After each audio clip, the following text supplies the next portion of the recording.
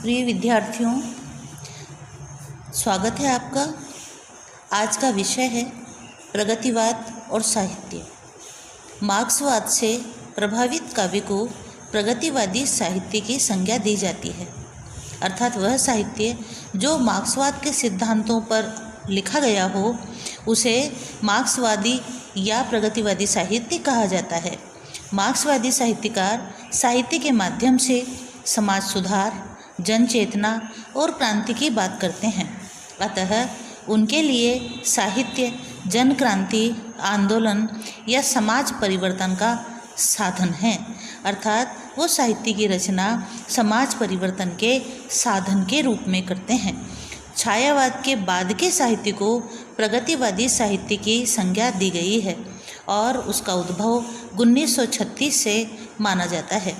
जैसा कि पूर्व में बताया गया है कि रूस की साम्यवादी क्रांति का प्रभाव भारत में भी हुआ और लोग रूस में उत्पन्न होने वाली व्यवस्था से प्रभावित होने लगे। वे भी अपने साहित्य में गरीब, वंचित, मजदूर इत्यादि के विषय में साहित्य की रचना करने लगे।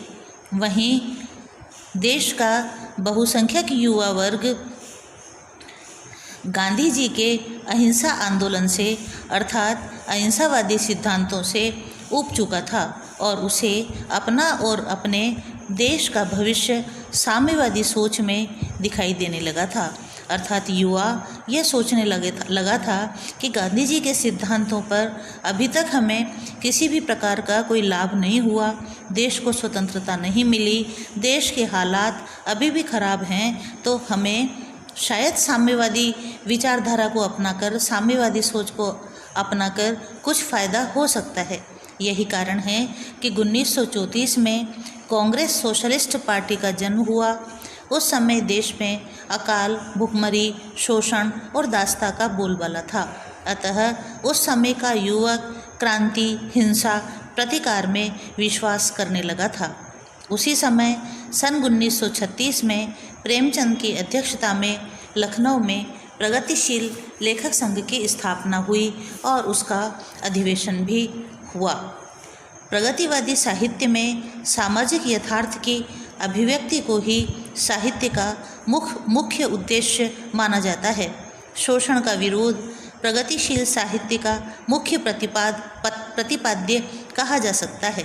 वे पूंजीपति वर्ग का विरोध करते हुए उन्हें मानवता का शत्रु बताते हैं तथा मजदूर, शोषित, वंचित इत्यादि को कविता का केंद्र बनाकर कविता लिखने का प्रयास करते हैं। वह कल्पना, आदर्श, सौंदर्य को व्यर्थ मानता है। वह समाज की कुरूपता, विसंगतियाँ, शोषण, अमानवीयता को उजागर करना अपना मूल कर्तव्य और साहित्य का मूल उद्देश्य समझता है। कुछ विद्वान इसमें छायावादी, व्यक्तिवादी चेतना के विरुद्ध विद्रोह का स्वर भी देखते हैं। प्रगतिवादी साहित्य की भाषा, शिल्प, मुहावरे, बिंब, प्रतीक सभी कुछ आमजन जीवन से संबंध रखते हैं। इस प्रकार कहा जा सकता है कि प्रगतिवादी साहित्य ने साहित्य को जन जीवन की समस्याओं से जोड़ने का सराहनीय प्रयास किया। प्रगतिवादी कवियों में निराला का नाम प्रमुखता से लिया जा सकता है। उनकी तोड़ती पत्थर, कुकुरमुत्ता, भिक्षुक, बादल राग आदि प्रमुख कविताएं हैं। इसी प्रकार रामधारी सिंह दिनकर, बालकृष्ण शर्मा नवीन, नागार्जुन आदि भी प्रगतिवादी साहित्यकार माने जाते हैं। नागार्जुन की अकाल के बाद प्रेत का बयान आदि कविताएं मुख्य हैं।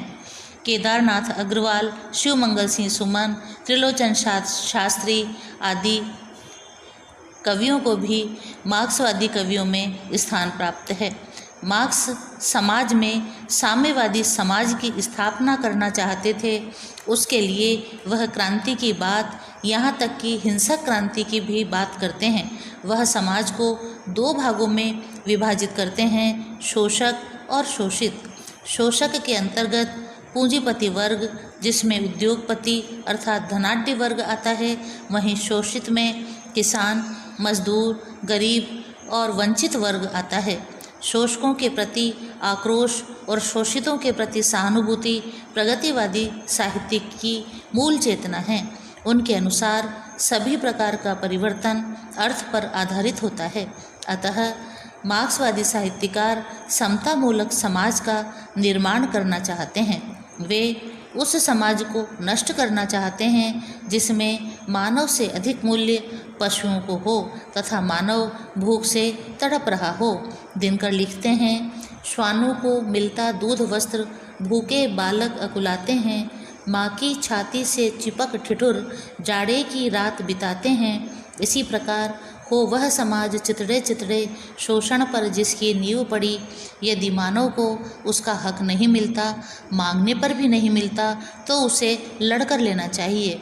उसके लिए संघर्ष करने से भी पीछे नहीं हटना चाहिए। दिनकर के शब्दों में, न्यायोचित अधिकार मांगने से न मिले तो लड़के, तेजस्वी छीनते समर को जीत या कि खुद मर के।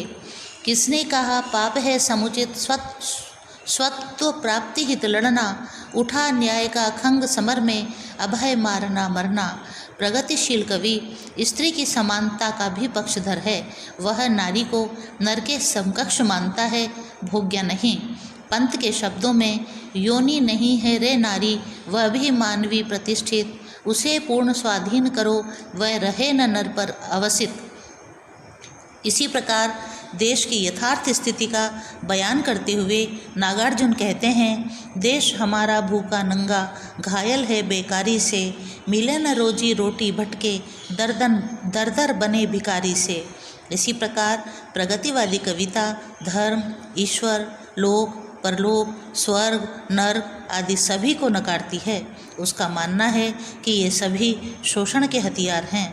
अतः वह इन सभी सिद्धांतों का विरोध करती है। उसका एकमात्र उद्देश्य है समाज को शोषण से मुक्त करना, सभी को समानता के स्तर पर लाना, समतामूलक समाज की स्थापना करना। अंत में डॉक्टर लक्ष्मी सागर वार्ष्णेय के शब्दों में, प्रगतिवाद सामाजिक यथार्थवाद के नाम पर चलाया गया वह साहित्यिक आंदोलन है जिसमें जीवन और यथार्थ के वस्तु सत्य को उत्तर छायावादी काव्य में प्रश्रय मिला और जिसने सर्वप्रथम यथार्थवाद की ओर समस्त साहित्यिक चेतना को अग्रसर होने की प्रेरणा दी। आज इतना ही। धन्यवाद।